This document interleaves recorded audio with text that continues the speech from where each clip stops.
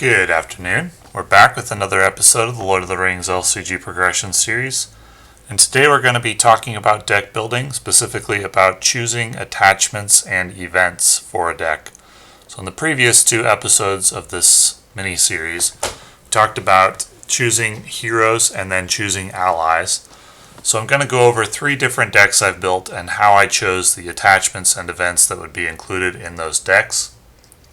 And in each case they will be radically different decks so that we can see a range of philosophies, because the composition of the allies and the heroes is going to dramatically affect attachments and events, which is usually why I select those last when building a deck. Usually I will choose the heroes and allies first and build the deck around those and not build around attachments, as there aren't really at this point in the game any attachments that you can completely construct a deck around.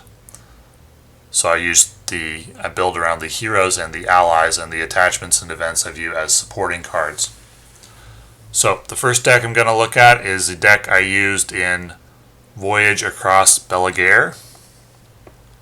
It is a outlands deck with Círdan the Shipwright, Eristor, and Herluin the Fair. So presuming that we've got our allies at this point, what am I looking for in attachments? Here's a list of all the attachments that were available at this point in the game when the deck was built. And generally what I'm looking for is permanent effects, that is to say an effect that you can do every turn. And then once you've got a card that has an effect every turn, you're looking for value that is greater than the cost of the card. So for example, if you have a card that generates one shield every turn, well, for 1 cost, that's going to be okay value, but we'd prefer 2 shields for 2 cost, or even 3 or 4 if you can get it. So resource generation effects like Steward of Gondor are going to have the highest value. Why? Because you generate 2 resources every turn, which can be used to generate 2 of multiple different stats. For example, you could play a card that generates an ally that generates 2 willpower every turn, and then another ally the next turn that generates 2 willpower every turn. Then you'd have 4 every turn. 4 extra for your cost of 2, because Steward of Gondor only costs 2 one time. Steward of Gondor is the highest value attachment that I know of, and it gets included in almost every deck I've ever seen, and any deck that does not include it I would consider a little bit weaker, usually, at least up to this point. I don't often see a deck without Steward that I think is strong. It is so overpowered that I kind of wish that they had gone a different direction with the design of resource generation early in the game. But they didn't, and either by design or by accident, this card dominates the attachment scene. And so in a deck you're almost always going to be playing Steward, and a way to play Steward if you don't have access to leadership, that is to say something like Song of Kings, or potentially the event a good harvest. Let's take a look at some of these other attachments, and I'll go over why I didn't include them. Light of the Valinor allows a hero to exhaust to commit to a quest. It gives +4 willpower when it's on Círdan every turn to the quest, because it allows you to quest without using his action. 4 willpower per turn for 1 cost is very strong. Anything over 1 is going to be good. Anything over 2 is going to be practically a must include. And Narya allows you to give allies +2 attack. 2 allies get +1, but functionally you get +2 attack and +2 shields each round. And also access to Leadership Sphere, which doesn't matter as much in this deck, but it can give you access in decks that don't have access to leadership. Narya is an interesting card, because if you use it and you don't have any action advantage on Círdan, then you lose his 4 willpower for the turn on the quest, and losing 4 willpower to gain 2 attack and 2 shields is only good if you have enough willpower. And the Outlands deck does once it gets set up, but it doesn't early, and so Narya is not a very good early game card without action advantage. And you need additional cards to gain action advantage, so it's not often a very good card early in the game. In this deck, it's a supporting card. It's not essential. You could easily remove it if you wanted to. You would obviously have it if you were playing Círdan. They come from the same expansion, but you could remove it for another card that you like if you prefer that one. The events in this deck, a very good tail is a non-permanent effect which generates a permanent effect because it puts allies out onto play that never leave play, and is therefore a card that I work into almost every deck that I can find a spot for it, because I've often said in my card reviews I don't like non-permanent effects.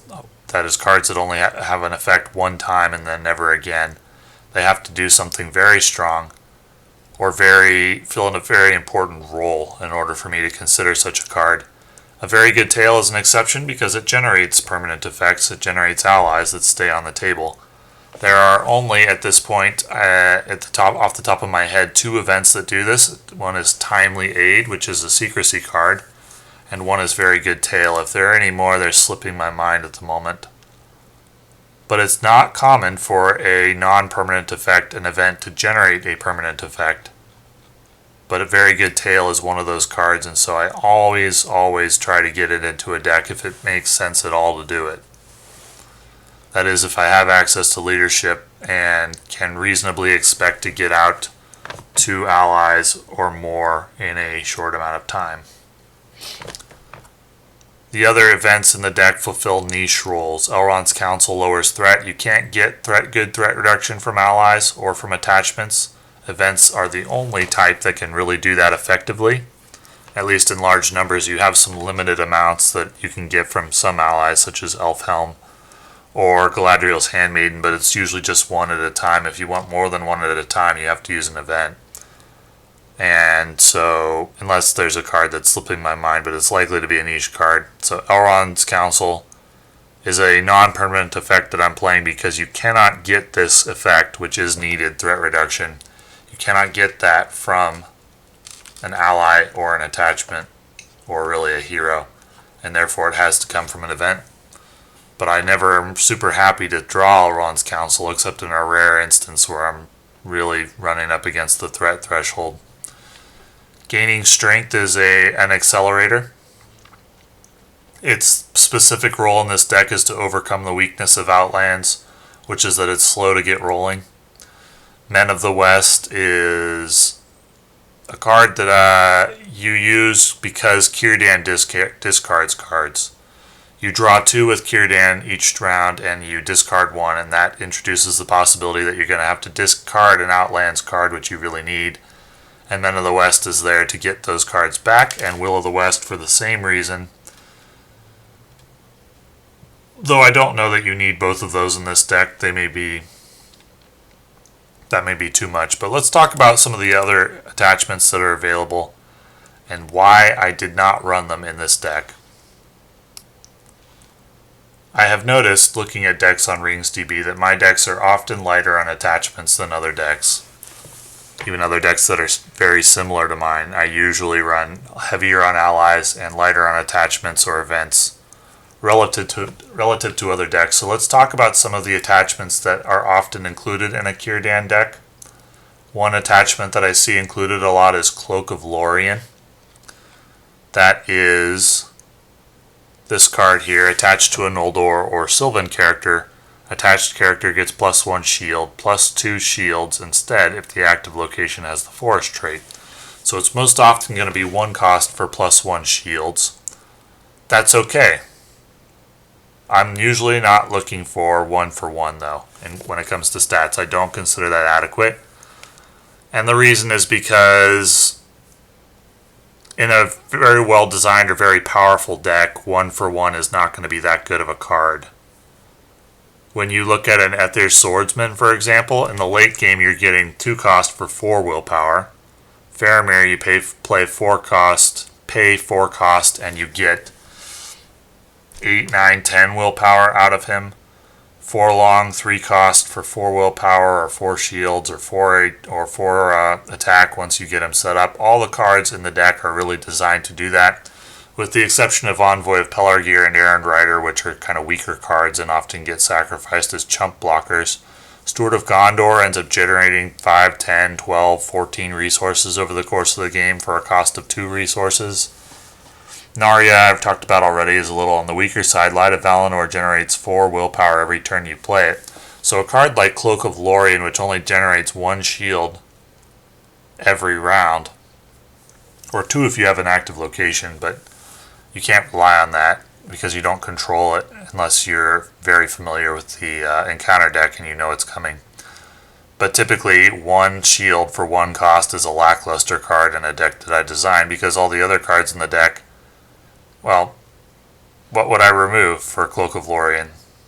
Certainly none of the allies. They're all higher value than 1 for 1. I could consider it for one of the weaker. This card is 0 cost and generates a ton of value. Elrond's Council is 3 threat reduction for 0 cost, and that's essential. You could consider it in exchange for Men of the West, or Will of the West, I suppose. Gaining strength is needed as an accelerator early in the game because we're running Trisphere, and that's good Harvest's role as well. Is a curve smoother, because it allows you to not have to wait to play a 2-cost card on turn 1. But any card that I might remove for a 1-cost for 1 shields card is likely going to be a decrease in the overall value of the deck, because the most powerful decks will run cards that almost always give you more stats or more of their effect for their cost than the cost of the card. So that's why Cloak of Lorien, a card I often see included with Círdan, or with Eristor potentially, that's why that is not included in this deck. Another card I often see included in a deck with access to Spirit is a Test of Will.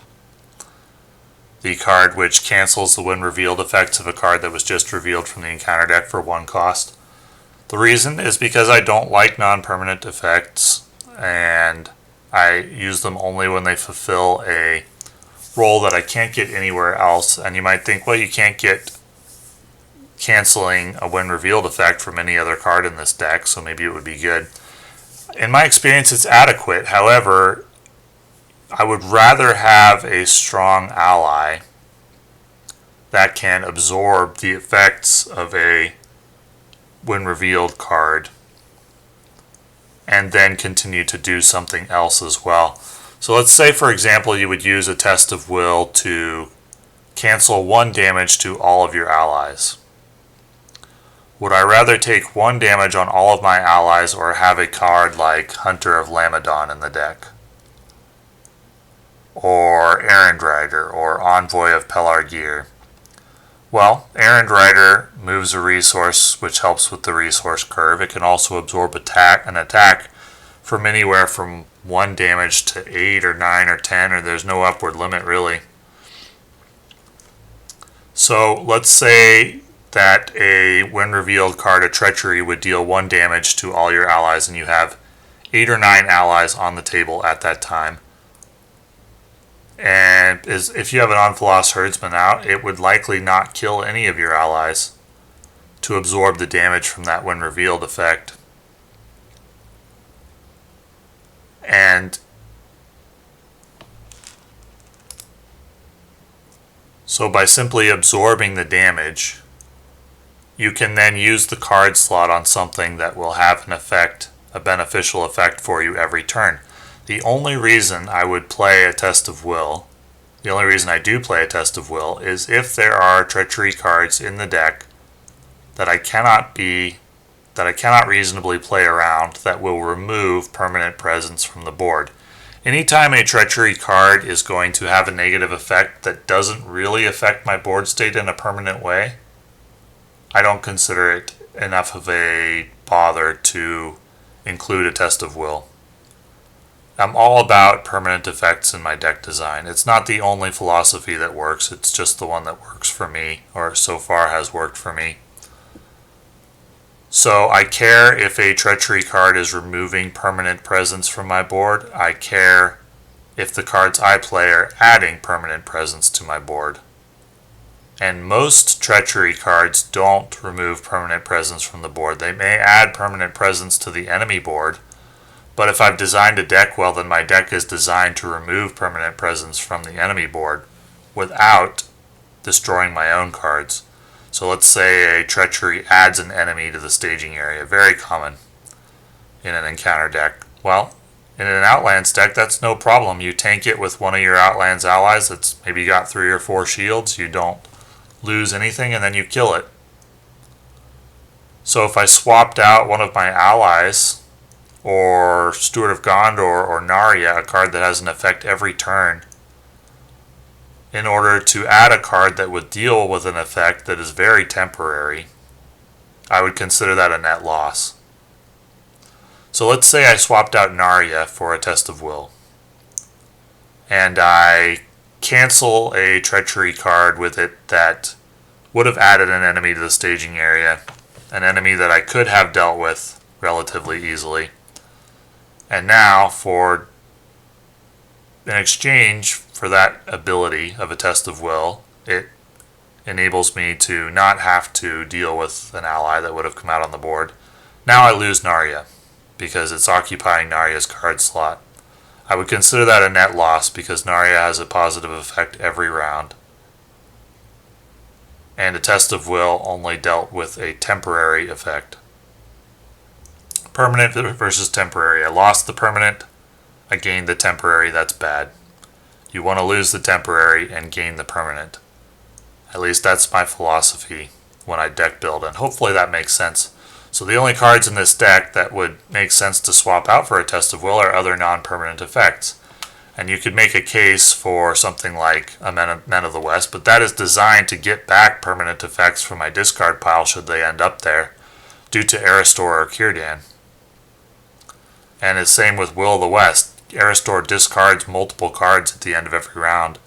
Will of the West and Men of the West are designed to get those cards back, and they're designed primarily with permanent effects in mind. There are really no non-permanent effects in this deck, except for gating strength, which fills an essential role that I've already talked about, which is smoothing out the resource curve. A good harvest, which fulfills the same role, and Elrond's Council, which fulfills threat reduction. There are no non-permanent effects in the deck other than that. So any card that I might swap out for a Test of Will, I would be losing a permanent effect in exchange for a temporary one. Unless there's a treachery so devastating in the encounter deck that I can't play around it in any way that saves my characters. If it would cause me to lose allies, and I knew it would cause me to lose allies, and there was nothing I could do about that, and there was no other way I could design a deck with allies or attachments that would allow me to play around the treachery card, then I would play a Test of Will, but that's very rare. Usually I find that when you play a Test of Will, you're losing something permanent in exchange for something not permanent, and that is a net loss, in my opinion, and that's why I don't typically include a Test of Will in the decks that I build, except in rare circumstance. Hopefully that makes sense. Of course, many viewers will not agree, but this isn't meant to be the be-all, end-all of deck building philosophies. It's only meant to communicate what my philosophy is and why. And it is a philosophy that has worked for me so far, though it's possible a different philosophy would have worked even better. Let's move on to the next deck. The next deck that I want to look at is the Traps deck, the Damrod Traps deck with a Marthiel that I used in the Passage of the Marshes quest. It was a fun deck, I liked it. So once we would have chosen our allies and heroes, how did I choose which cards to include in the deck? Which attachments, which events to include in the deck?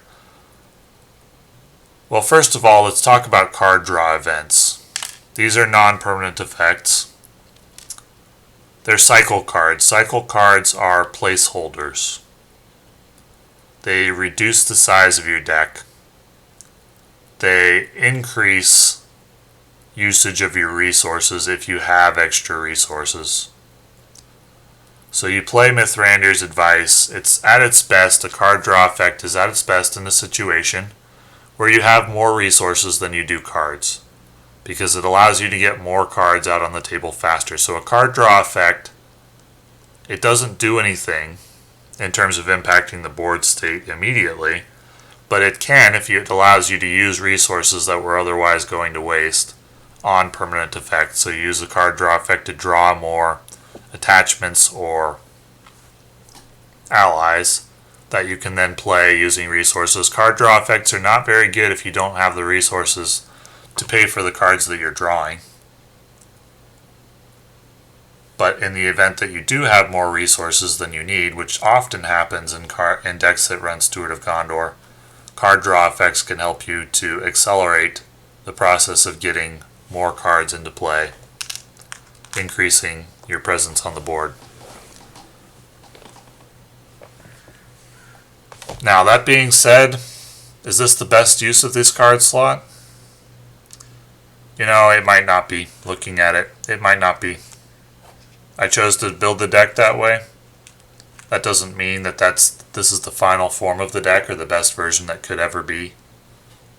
It could be this card slot is better filled by an ally. I will often run card draw when, especially this was true early in the life cycle of the game, when there just weren't a lot of good high value allies available, or attachments. High value meaning providing more stats than their cost.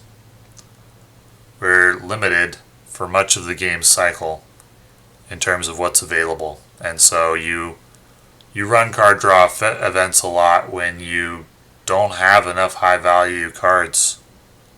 You've designed a deck using every high value ally or attachment you can think of, and you still have card slots, so you throw in the card draw events to effectively reduce the size of the deck, because it eliminates the card from the deck without putting you at a disadvantage, meaning you don't lose the card in your hand. If you had 6 before, you still have 6 after, or possibly 7.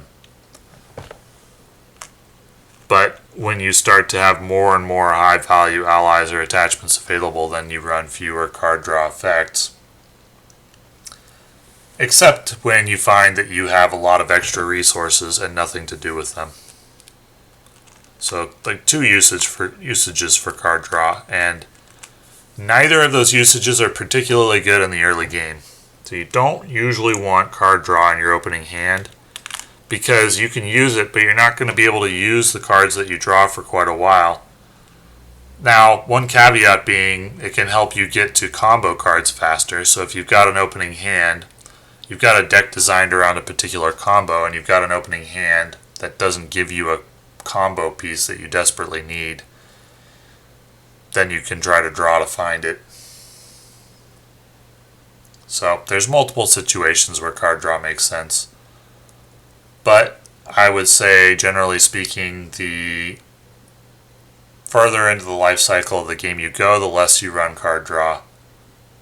Except that you do want a balance of resources available to cards available. Ideally, you would draw exactly the number of cards needed to spend all your resources every round.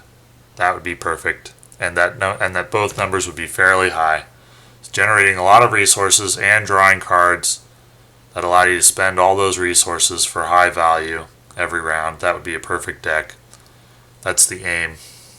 And you go with whatever balance of resource generation and card draw that you think will get you there.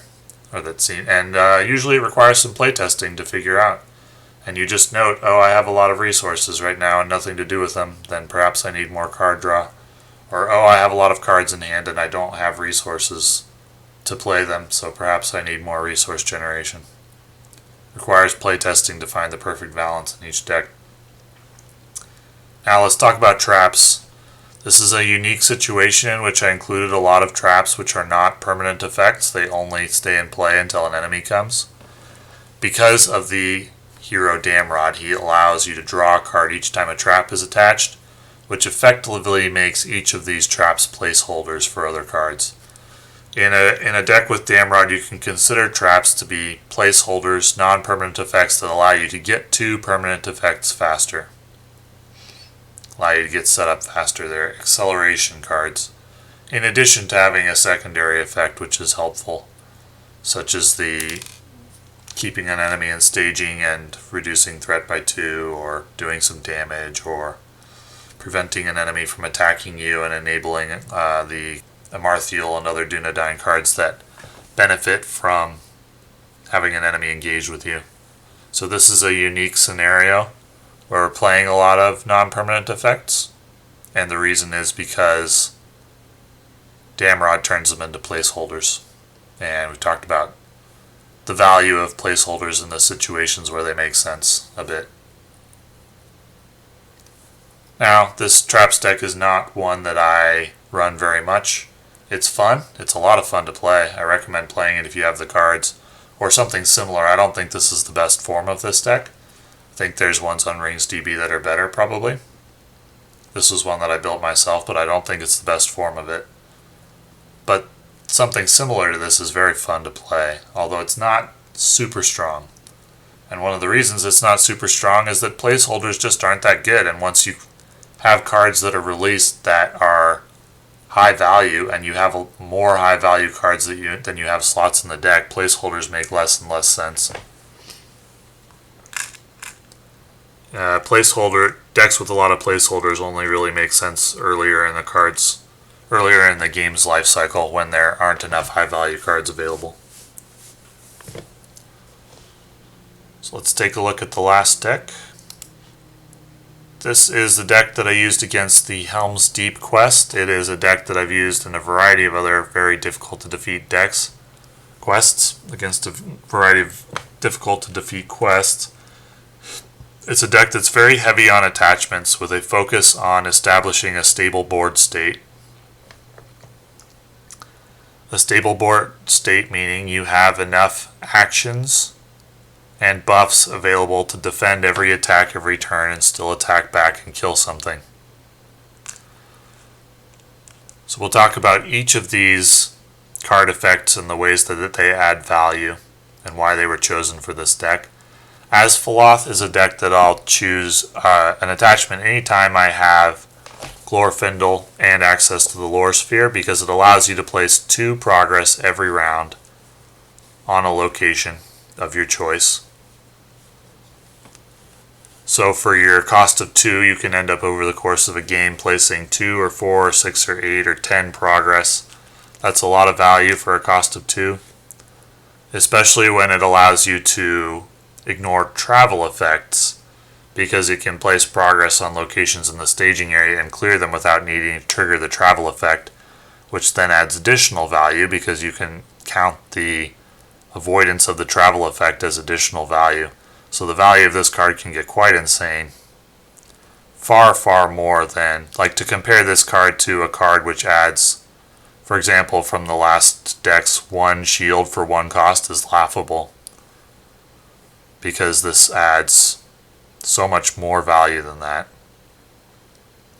Any card that adds more value than its cost is going to be worthy of consideration. Gondorian Fire is definitely a card that does that. For the cost of 1 resource, you can get theoretically unlimited amount of plus attack, and typically it's going to be like 4 or 5 or 6 or something like that. So for 1 cost per round, you can get plus 6 attack per round, and you can use it only when you need it. That's a very strong card against some challenges, and you can stack them and use 1 for plus 6, 1 for plus 5, and 1 for plus 4 for a total of 15 attack. This is a card that allows you to overcome challenges, with the caveat being that you have to have time to set it up. You need time to get Steward of Gondor out, Gondorian Fire on the guy that you need it on, which in this case is Elrond, which requires Steward of Gondor on him first. So this is a multi-card combo that doesn't make sense against a lot of quests because multi-card combos take time to set up.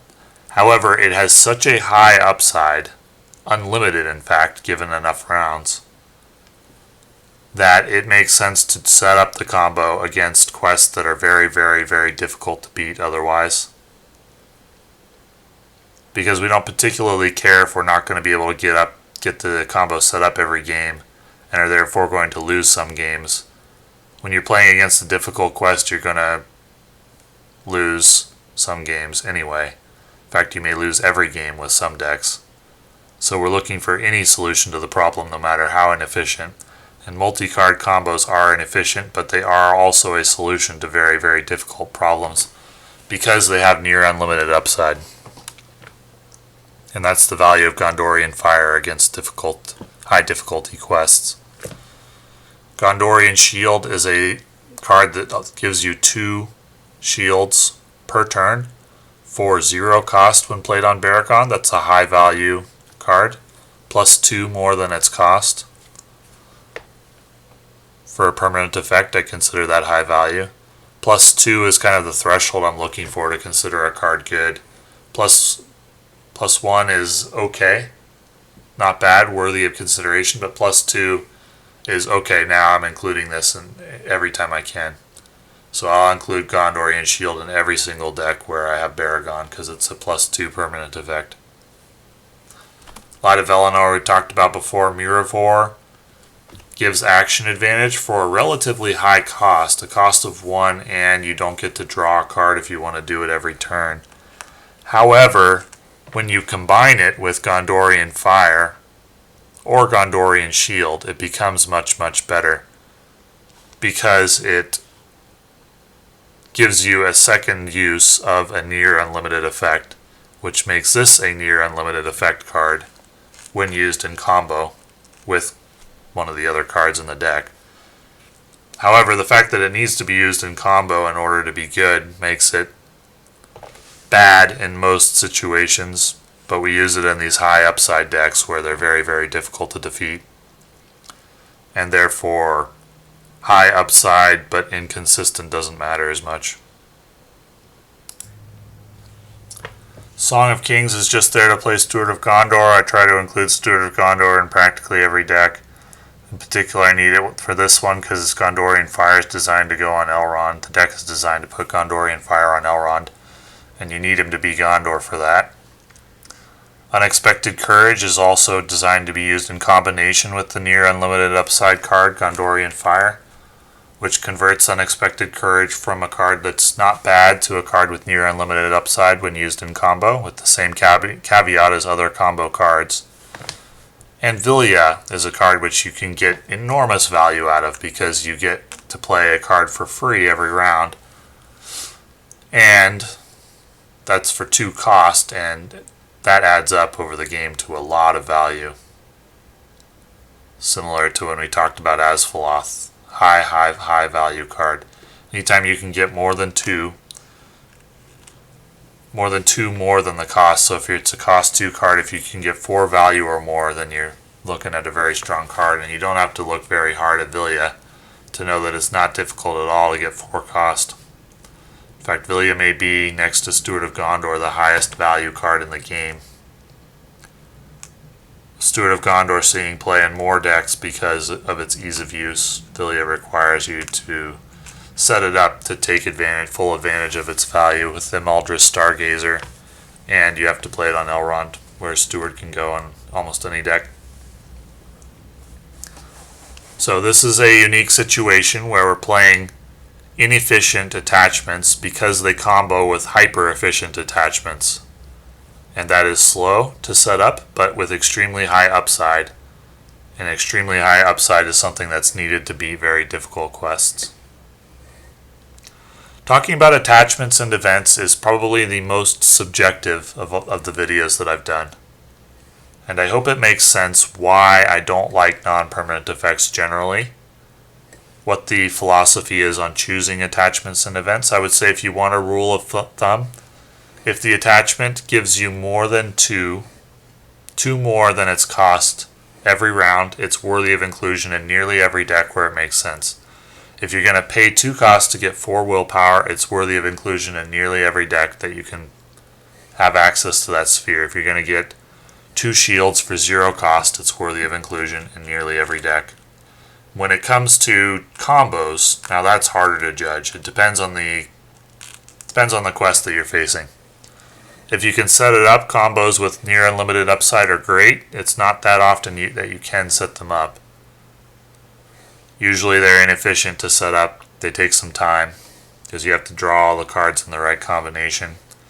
And the encounter decks don't just sit around and wait for you to do that. Typically they try to kill you, and they're often quite successful if your combos take time to set up. But a good rule of thumb for non-combo attachments is +2 more than their cost. That's at least my experience. So for example, if you can play Unexpected Courage on a 4 willpower champion, a champion that can quest for 4 and then also attack for 2, that means you're getting +2 attack every round because you would have been questing with that ally or with that hero anyway. So you get +2 attack every round. After 2 rounds of that, you've got +2 more than the amount you paid for it. You paid for 2, you got 2 attack over 2 turns. That's 4, and then that's a good card. And anything else you get is just gravy. For hyper value cards like Vilya or Asphaloth, they are rare, but should always be included in any deck where you can make sense. And they're so hyper, they provide so much value that it's worth designing a deck completely around that card. That kind of card is quite rare. There's only a few in the game. Vilya being one of them, and probably the strongest of all of them. But you design decks totally around Vilya. It's a very rare attachment in that regard, and make very, very, very strong deck. In fact, a deck strong enough to take on every quest in the game without changes to it, including the nightmare ones, which players have done. And you can find that deck on RingsDB by searching for the one deck. So hopefully this philosophy provides some, at least view into my perspective on deck building, how I choose attachments and events. I would say the main things to take away from this video, if you've gotten lost in it somewhere, which is possible because thinking back on it, my thoughts may have been all over the place at some times. But if there's 2 things to take away from, it's always emphasize the permanent over the non-permanent, and look for +2 more than the cost. That would be the most important takeaways. And then there might be something else here of value in terms of how to choose combo cards, or at least some entertainment, hopefully. So thanks for watching.